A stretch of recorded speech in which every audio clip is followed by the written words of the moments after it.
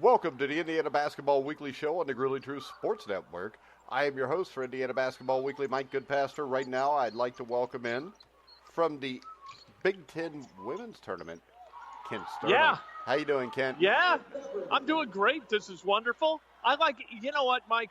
If you got a scoreboard and a ball and people competing in a one-and-done thing like a tournament, I'm all in. I don't care who's playing. I'm watching Wisconsin and Rutgers right now, for goodness sake. Kent, we know it's the free food. That's got something to do with it, too, man. The Big Ten knows how to do it. When the Big Ten comes to Indy, this is not your typical media fare. It's very, very nice. They treated us well. All right, last night the Indiana Hoosiers get their 19th win of the season, 19-11 now overall, 9-10 in conference play with one regular season game remaining this weekend. Trace Jackson-Davis continued to carry the Hoosiers last night, and there aren't many freshmen at the major conference level that have been as productive and consistent as Trace Jackson-Davis. You know, I feel like we ought to send a big fruit basket up to Richard Pitino in the Twin Cities, because what he failed to do last night is really what almost everybody else the Hoosiers play will do, and that's double the post. Whether it's Brunk, usually with Brunk they'll send a guard down to kind of dig at the ball and create turnovers. With Trace Jackson-Davis, they'll put an extra body on him and dare him to kick the ball out for somebody else to hit a three. But what Pitino did was just play him straight up, man on man. And that is not the way to keep the Hoosiers from entering the post or scoring from the post. So what Richard Pitino did last night, I thought, was really kind of coaching heresy. Well, that's why if you're going to send him any kind of fruit basket, you probably ought to overnight it there, because he's probably only got one game left. Well, I guess they'll keep him for the Big Ten tournament, so you can see him then. Why in the world? Exactly. I don't need to ship it. I can wait till he's here next Wednesday and hand it to him on his way out. Yeah. And anytime a Pitino gets fired, it's a good thing, don't you think? Absolutely.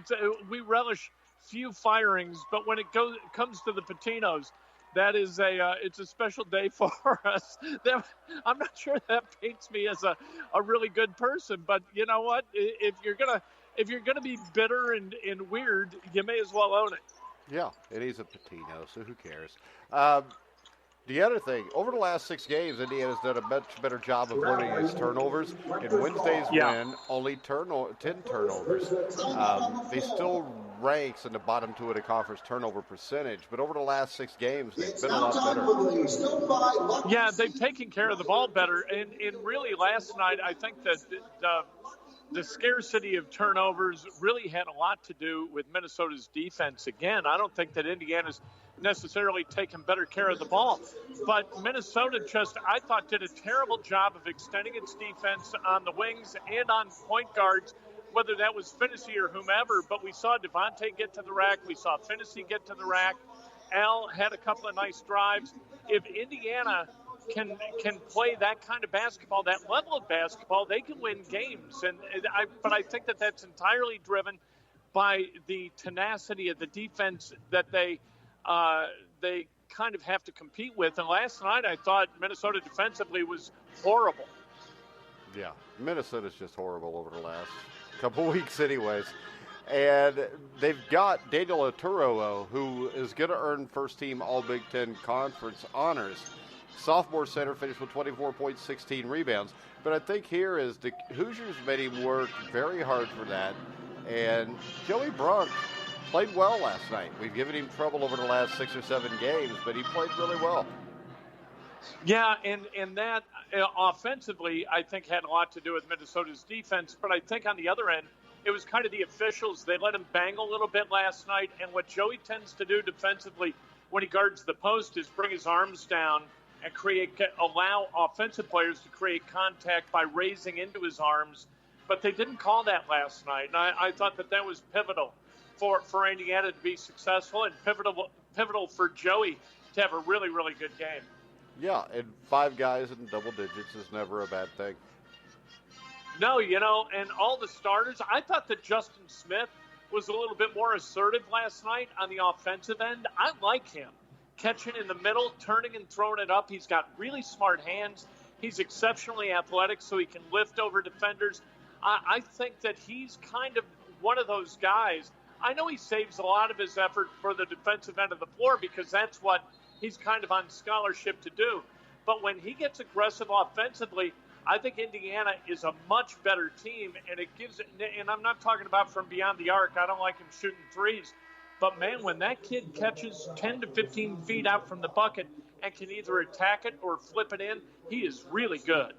Yeah, and the thing was, those 5 starters were all efficient in the double digits. Everybody's between 10 and 18.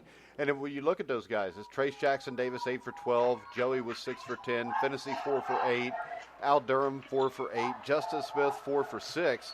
When your top 5 guys are all shooting better than 50% or at least 50%, you're going to be in pretty good shape. The shooting the ball has been much better, but the free throw shooting still 9 for 17 in a tournament situation is going to get you beat. Well, and last night was basically a tournament situation, right? Because Indiana was playing for its NCAA tournament life.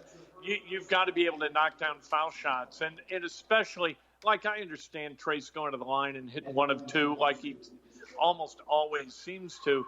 But Finney, when he's fouled shooting that 3 and he misses the first 2 foul shots, you got to have Finney, Green, and Durham hit virtually all their foul shots, or Indiana's going to have trouble because Brunken going to make a bunch, Rayson going to make a bunch, Jackson Davison going to make a bunch.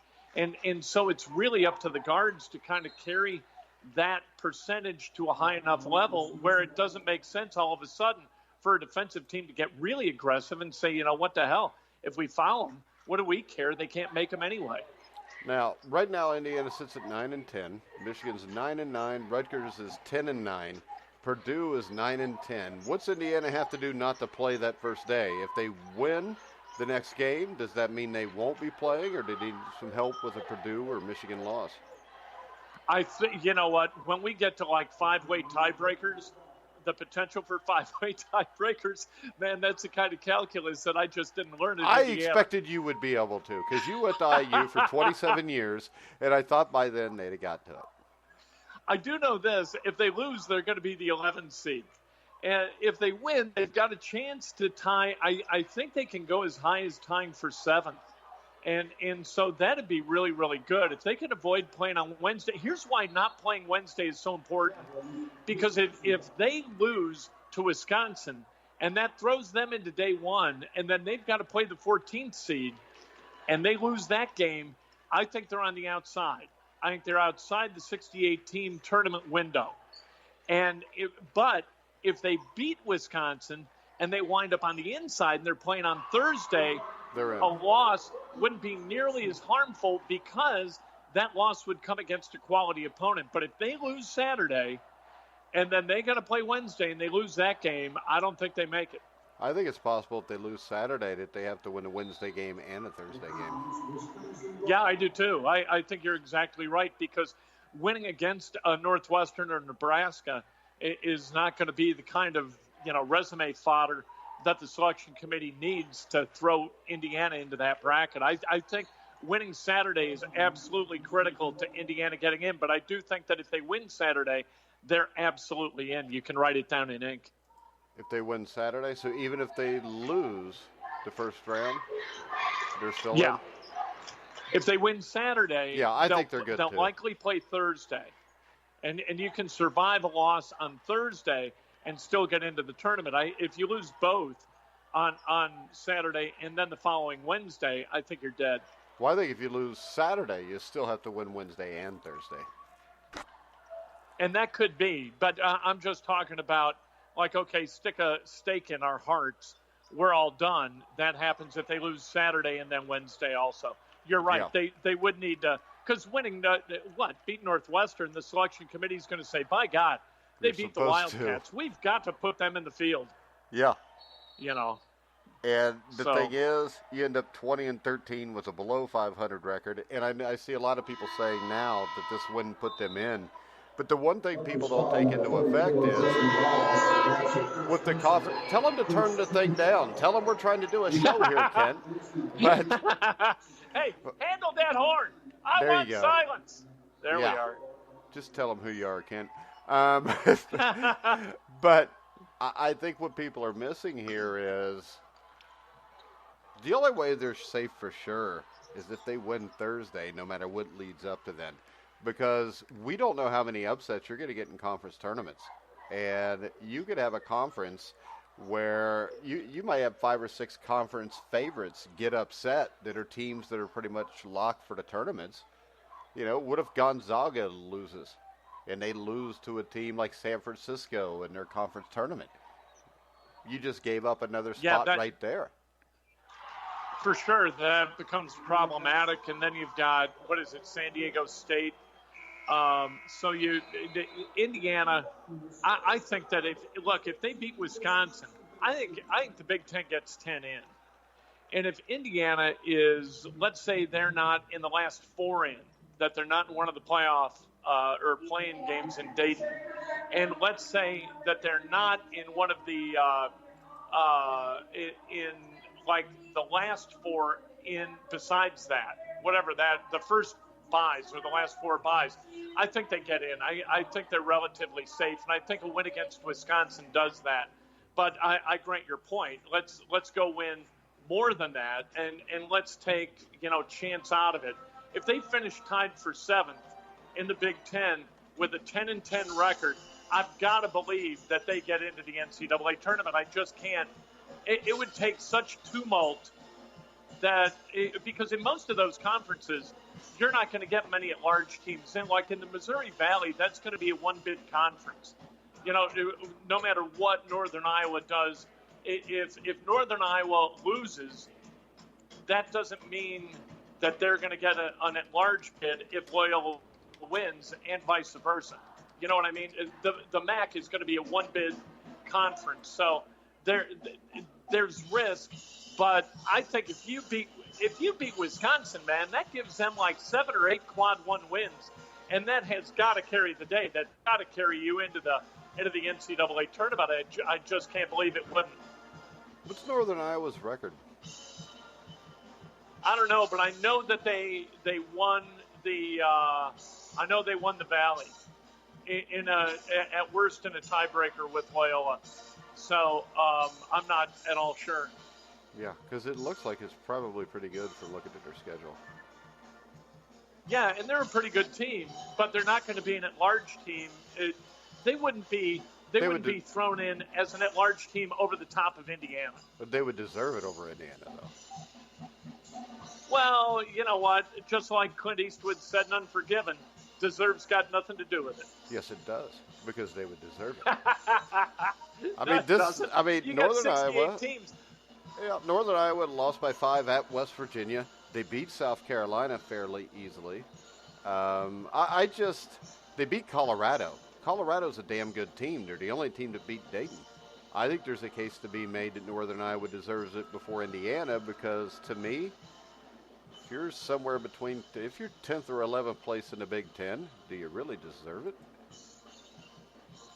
Well, and let's do this. If Indiana was going to Northern Iowa or Northern Iowa was coming to Indiana, I'd bet on Northern Iowa. I don't even know what they're rated in, like Ken Palm or the NET. I have no idea. But I do know this, that there of the 68 teams that are going to be in the tournament, there are probably only, let's say, 24 that have a legitimate chance to win the national championship. I think that if you don't have a chance to win the national championship, you don't belong in the tournament. So Indiana doesn't deserve to be in it. And that's where I draw the deserve line. So Indiana doesn't deserve it? Exactly. And so you're going to have 48 teams in that tournament or 44 teams in that tournament with no business being in it. And that's what's happened since they've grown this thing to what it is, where, I don't believe anybody outside an 8 seed has ever won that tournament. So I think at best you've got 32 teams with a chance, and that leaves 36 on the outside right. Here we with no go. Real real quick, chance whatsoever. What's Indiana's net ranking? I think they're 54. Okay, so Northern Iowa. At least they weren't it. going into last night. Yeah, Northern Iowa would get but in. With Ken Palm, they're 36. I'm told that doesn't matter to anybody anymore. Northern Iowa is 25-5. Their Ken Palm is 37.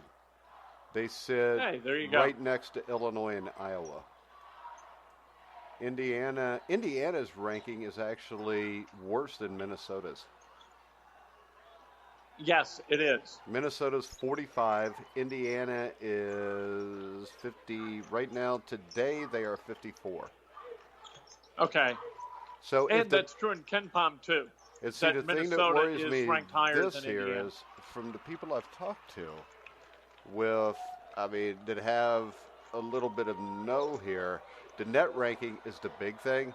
And the thing that worries me when I look at the net ranking up above there, the teams above them, like Rhode Island, Cincinnati, Arizona State, it worries me when I see that. It's why I think they need to beat Wisconsin, and they need to win that Thursday Big Ten game just to make sure they're in. Well, I hope that they do, but I cannot foresee a circumstance. At least that's what the bracketologists would tell you, whether it's Mike or Lenardi or Jerry. You know, those guys will tell you that Indiana's in if they win against Wisconsin. If they lose against Wisconsin, it's a crapshoot. But we'll see.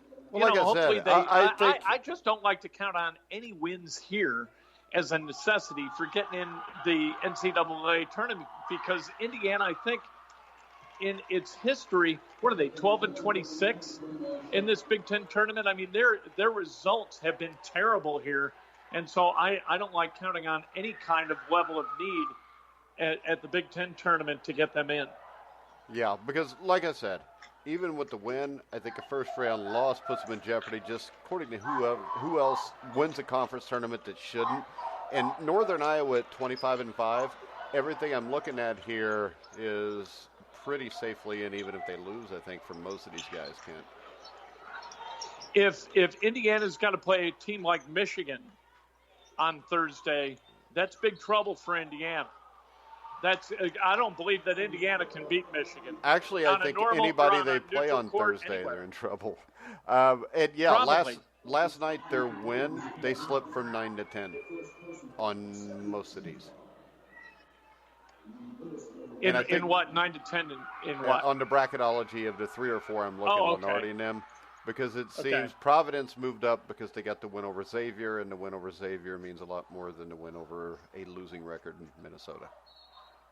Right, although Minnesota, they're a team that, despite their record, is ranked ahead of Indiana, and now we're into the deep woods of kind of complicated math. Yeah, but what I mean is Providence moved up a lot more than Indiana did, because Xavier's net rating is a lot higher than what Minnesota is. And was that game at Providence, or was it at Xavier? It was at Providence. Providence won by 4 or 5. Xavier beat them by 4 or 5 earlier in the year at Xavier. But Xavier's net rating going into last night was like 37. So your love for Xavier notwithstanding, it would be a good thing for Indiana if Butler beat Xavier this weekend so that the rankings of the teams – okay, all right. It would be huge. Now, see, this is – like, I'm so lost in the weeds, I can't see them at all. I'm just like, I'm snowblind. I think this is the thing. This stat. When you look at the Big East, if Indiana beats Butler, I think they're getting 7 teams in. You know, I think Butler should be in. And they should. Yeah, they should. That's 7. I think the Big Ten should probably get 9 or 10. That's where Indiana kind of sits on that bubble. I mean, and I think Purdue, if they were to lose at home to Rutgers, may be a bigger thing for Indiana than if they were to beat Wisconsin. Because I think Purdue at 16-15 is going to be really hard to justify to put in, even though they beat Indiana twice. But then what if Indiana has to play Purdue on Thursday? Then that could be a play-in game, and Purdue has beaten Indiana twice at each other's place this year. If they beat Indiana a third time in the Big Ten tournament, what happens there? Well, then Indiana's screwed, because then Purdue's going to be like 18, 19 wins, only a win or 2 below Indiana, and they've beaten them 3 times. I just hope Indiana gets in. I think Indiana's taken strides forward. I know some people think that they haven't, that they've kind of backslid. I think Indiana's moved forward this year, and I think that they deserve some kind of tangible evidence of that forward progress. Hopefully they get it. Yeah, and, I mean, right now, even though I say that about the record, and I think it'd be hard to get them in, Purdue is like a 32 net. Yeah, well, their non-conference schedule is far more robust than Indiana's. Well, was. I can tell you this, yeah, Ken. what they played in November was good. I think it's a complete secret what the net ratings really are. I have no idea. So if you're looking for me to release the secret, I'm not, because I've asked like 30 people to tell me, and I mean these are people that are fairly high up, and they're all like, "Well, we're not really sure, but we know if you beat a team on the road and they're ranked higher than you, that's a good thing." Right, and everybody's tried to reverse engineer it, right? And they weren't going to release how this formula worked. But everybody's gone about their business of kind of putting the calculus people together, the math department people at the schools, and saying, okay, show me how we get to this number so that we can craft a schedule that gives us, a much greater likelihood of qualifying for the tournament. Yeah, because the only two teams from small conferences that are really helped by the net are Northern Iowa and East Tennessee State. Northern Iowa is like 36. Right? East Tennessee State's right around 39 or 40. So I think I think the net ranking is there to give them a reason to keep the smaller teams out. Because really, Kent, I watched the NCAA tournament for the underdogs. I want Indiana to get in. I want Xavier to get in. But I want teams like Northern Iowa to be there, because I think Northern Iowa, from watching them play a couple times this year, could upset a lot of top 20 teams, and that's a team you could all of a sudden see in the Sweet 16. And when you talk about only 24 teams can win it, so those are the only 24 that could be in. I mean, Loyola went to the Final Four a couple years ago, and they wouldn't have been one of your top 24 teams. And they were leading Michigan until about the last 10 minutes of that game. Yeah, then it was over. Yeah. And so, but same thing with, although Butler, I think, was within the 8 seeds, maybe one of those years they were a 9 that they made it to the championship game. George Mason, I think, was an 11, if my memory serves. So there's no reason an underdog can't make it to the Final Four. Well, We've just never seen one of those teams. LSU was an 11 when they went to the Final Four in '86. Of course, I remember that because they beat Kentucky in the Elite Eight. And I think the lowest seed to ever capture a national championship was number 8 Villanova in 1985. Yes, I believe that's correct. So, that eventually somebody's going to cut down nets, right, from outside the top 8 seed line. But to this point, it hasn't. So I think it's fair to say, look, you got 32 teams that are capable of winning this thing, and everything else is about cash. And I don't mind that, because I like rooting for the underdogs just like everybody else, unless somehow the underdog keeps Indiana out of this tournament. What was Providence in '87? Were they like 7? Or I think they were a 6. That's a great question. I think they were a 6. Because I remember they beat they had that Australian kid. You had Delray Brooks, and you had Rick Pitino. That's all I know about that team. Providence. Who was the stud? Yeah, Billy Donovan. He was the stud. I don't remember anybody else on that team, really. But Billy Donovan was really good. Butler, I think, was an 8 seed in 2011. I'll tell you another one people forget about, but Indiana fans will remember. Virginia in '84 was like a 7 or an 8 seed. Is that right? Yeah. Yeah, the year after Sampson, right? Yeah, because where that Indiana was the team, really should have gone to the Final Four and got eliminated. Yeah, because that was the team that upset. I think Arkansas was the 2 seed to North Carolina's 1, and Arkansas lost in double overtime to Virginia, and then Virginia beat Indiana after Indiana upset the number 1 seed. Villanova was an 8. The Penn Quakers, I think, were a 9 when they went in '79. Is that right? Huh. Yeah. And I don't remember. Hopefully Indiana goes this year as a 9. 2000 Wisconsin. Weren't they like somewhere between a 7 and a 10? Good Lord. In 2000? Yeah. I cannot go that deep into Clemson basketball in 2000. I have no idea. Well, you shouldn't, because it's Wisconsin, Kent. Let's see.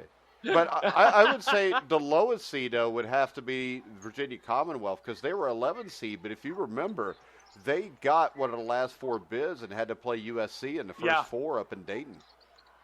Yeah, they did. And Shaka's made a lot of money. Shaka has from that performance. Yeah, he won a lot of games, but.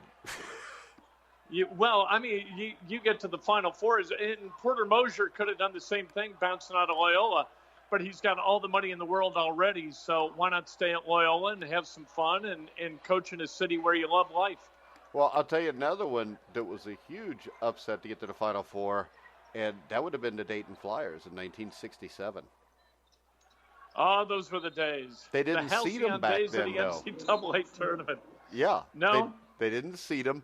And that Dayton team, I think Don May was the star, and they beat Tennessee, who had Tom Burwinkle, by a point in the first round. Hey, I remember him. And then they had, because I wrote an article about this, I remember it, but they led like a 10-point second-half comeback with a win in overtime over Virginia Tech, which put them in the Final Four. And in the Final Four, they absolutely crushed North Carolina. But then Lou Alcindor beat them to death. So. Well, that's what was going to happen ultimately anyway. I mean, you weren't really going to compete successfully with UCLA at that point. Whether it was Sam Gilbert's team or whether it was John Wooden's team, everybody can argue. But, you know, those teams for that period from 64 to 75, they were uniquely good. Yeah. I mean, Dayton was good all the way up. If you remember 1984 with Roosevelt Chapman, they made it to the Elite Eight. Yeah, right. I loved watching him play. He was good. I think Dayton is a really, well, not so much this year because of Toppin, but a kind of an unheralded, terrific college basketball program. Yeah, and I think they still are because I think there's a lot of people that don't really believe they're that good. And that's a shame because Toppin can flat out play. Toppin is as good as anybody in the country, and all you have to do is watch him for 5 minutes. And if you don't get it at that point, I can't help you. Yeah, and he's got some players around him. I think that's a team that can make a run to the Final Four. And I kind of compare it, you know, when people say it can't be done, Indiana State with Larry Bird. But the thing people forget, there was good players around Larry Bird. Carl Nix was a really good guard. Alex Gilbert could jump out of the gym. I mean, Heaton was a good player. Miley, who took Rushville to the state championship game in 75 or 76 and lost to Marion. I mean, they had some players around him. I think Dayton could make a run and win it all. And I watched them play Kansas. They could certainly make a run. Yeah, I watched them play Kansas to double overtime. They're a top 10 team. Oh, I think they're a top 5 and they ought to team. be on the 2 line. They ought to be a 2 seed at worst in this tournament. And if they aren't, somebody ought to take a look at that. Well, I think if they win the conference tournament, I think they could end up being a 1 seed if you have, like, Kansas get upset in the Big 12 tournament, which is possible because the Big 12, those top 4 teams are all really good this year. I'd love to see that. I think it'd be great for the A10. I love A10 basketball. I love the Valley. There are so many good tournaments, and I hope people who are in the cities where these tournaments are being played, whether it's the Big 10 in Indianapolis or Arch Madness in St. Louis or wherever, these tournaments, the conference tournaments, are just an absolute party and a great time. And I don't think the A10 or the Valley take any kind of backseat to the Big 10 or the SEC or anybody else. Yeah. You never know. We could see Dayton and San Diego State play for the national championship. You know, wouldn't that be something? I think the Final Four, you could wind up with like a 2, a 4, a 6, and a 7.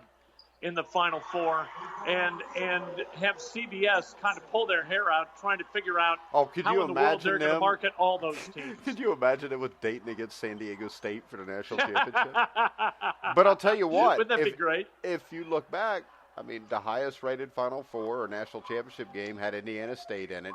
I still think to this day the highest percentage of viewers for a Super Bowl was Super Bowl 16, when you had the Bengals and 49ers, who were both last-place teams the year before and had never really even sniffed a Super Bowl in their history. So I think a lot of people like stories like that. And I know I loved it when Butler almost beat Duke in, 2010? Right. I still think that half-court shot's going in.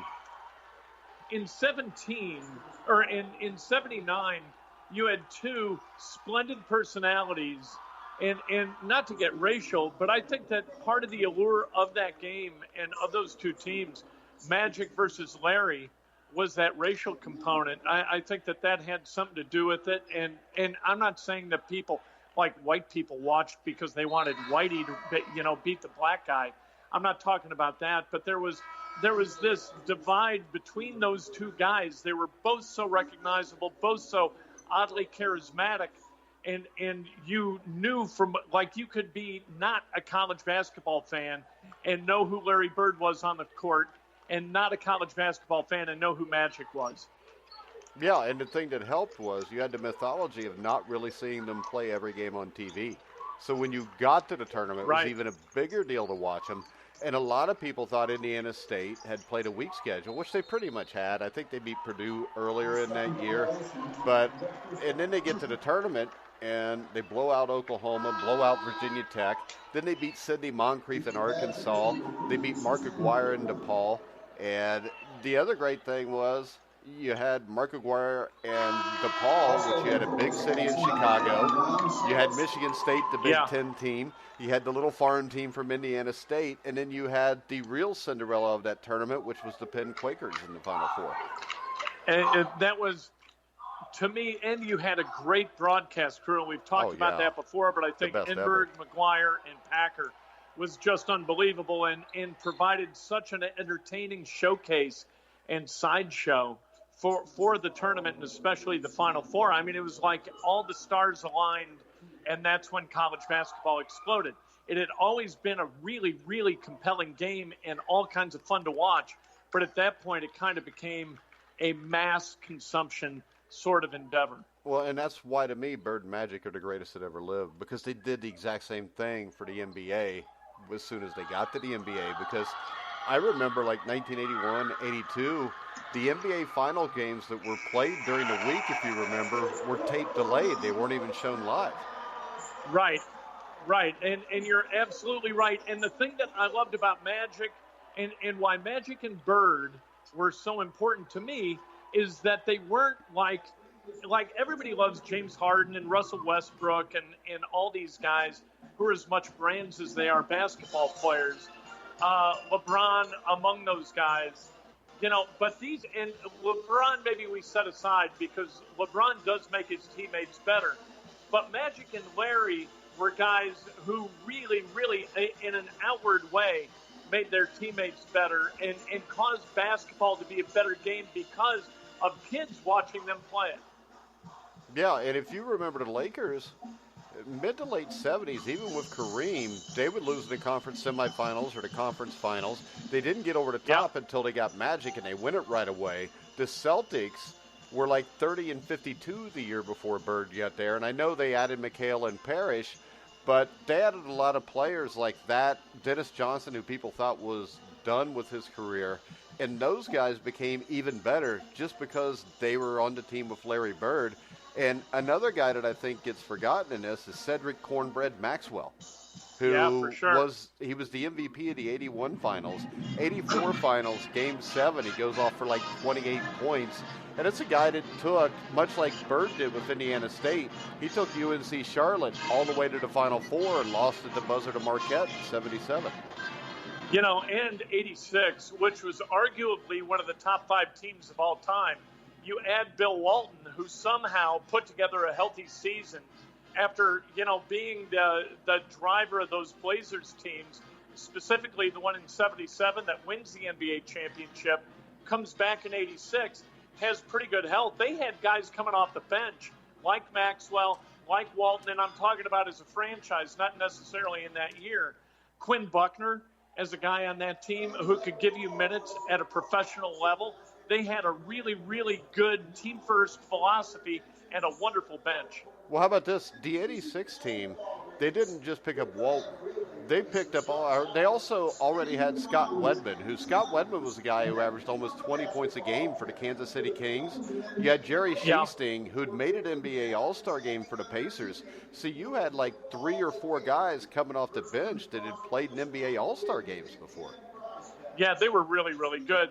They were so much fun to watch, and just a different level of basketball being played by those guys. And completely, I think, unrecognizable from the basketball that's being played today in the NBA. Well, see, I think to me, the two greatest teams were the 86 Celtics and the 87 Lakers. And we were cheated because the Celtics had so many injuries for the 87 finals that we never really got to see what would happen if those two teams played at full strength. I would lump into those two someplace or another in the top three, the 96 Bulls. Oh, I know that we have contentious discussions about that. But the 96 Bulls, they won 72 damn games. Wait a second, though. You also had like 4 expansion teams in there that weren't there in 1985, 86, and 87. Well, they can only play who's on the schedule, Mike. Yeah, but they were given. They were given like 8 extra wins that the other teams didn't have. And I will still come to this. The difference between the Bulls and the Celtics and Lakers was the bench. And the fact that I don't think that the Bulls had anybody underneath that could have dealt with a prime Robert Parrish or Kareem. And remember, that 87 Lakers had Michael Thompson, who was an NBA All-Star and a great player at the University of Minnesota before he came there to help out Kareem when he got older. I just think the depth there's beats no him. question that Luke Longley could not match up with Kareem Abdul-Jabbar. I'm not going to Luke argue Longley that could have with matched you, up with Greg Kike. Or Greg Tony Kike. Kukoc, coming off the bench in 96, was a damn good basketball player. Oh, yeah. And you know, historically, and Ron Harper was wonderful. I think that 96 Bulls team had a very, very nice bench. Maybe not the equal of the 86 Celtics, but I thought that they were very good. And always something that Jed Bushler, I think, was good. You had, Steve Kerr, who could come off the bench, bury shots. Oh, man. When you're going to Jed Bushler, you're pushing it. You're pushing it at Jed Bushler. Well, there's no doubt about that. But I remember him. That counts for something. But I just think Krause that front was good at building a bench. I think the front line would have been way too much. I mean, when you've got, with the Celtics, you've got Kevin McHale, you got Robert Parrish, you got Larry Bird. With the Lakers, you had James Worthy, Kareem Abdul-Jabbar, Michael Thompson, Kirk Rambis, who, for what he was there to do, which was to play defense and be physical, I mean, he did that really well. I think he was a guy that was underrated because he did what he was asked to do. Well, for me, and Longley aside, but if you've got a front line of Pippen at the 3, of Dennis Rodman, who, for my money, is the best rebounder I've ever seen in my life, and then put who you want at the 5, and then you have the guards that they had, and with Michael Jordan, I think that was as good a basketball team as I've ever seen, and for this reason too. And this is what they share in what they have in common with the 86 Celtics, is they were really, really consistent. Like, they played night in and night out and always showed up and gave max effort for 82 games. That doesn't happen today anymore. Except for that Mavericks loss. They did lose to an 8-win Maverick team that year. They did. I remember that game. All right. Well, then 81 games. And actually, they lost to the Pacers very late in that season, if my memory is correct. A game that could have gotten them to 73 and kept them from losing double-digit games. And, at that point, I think, how many teams do you have in the NBA back then as opposed to today? When? How many? Back in 96? Pardon? Back in 96? Yeah. Have we added any teams since 96? That's my question. I'm not. Well, I know they added new Charlotte back. Right. Well, Charlotte was already in 96, though. But then Charlotte became New Orleans. Yeah. So they added a team somewhere in there. Yeah. Right. So, but hell, I don't know. They were all good teams. I mean, holy cow. Discussing the comparative virtues of the 86 Celtics and the 96 Bulls and the 87 Lakers, I don't think you can make a bad argument. Yeah, I just think the depth and the chemistry goes to the Celtics, and you can't run with the Lakers and beat them, not even the Celtics could. So I think it would be really dependent on how the Bulls guards controlled the tempo.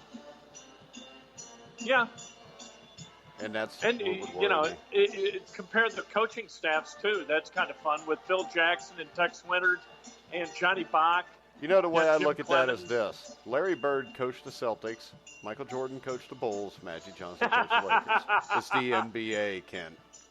I'll tell you this, bringing it back to college, Larry Bird sure as hell coached Indiana State because Bill Hodges was not a basketball genius, and we'll just leave it at that.